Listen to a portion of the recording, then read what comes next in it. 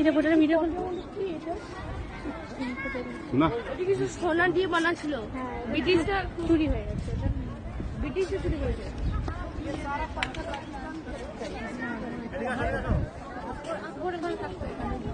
আর এখানে এখানে এটা পুরো সোনার প্লেটিং করা ছিল, যেটা কি চান করতো এটাই। এটা কি চান করতে বলছে? কি বলছে? সোনার প্লেটিং করা ছিল না, চান করতো, গিফট দিয়েছিল।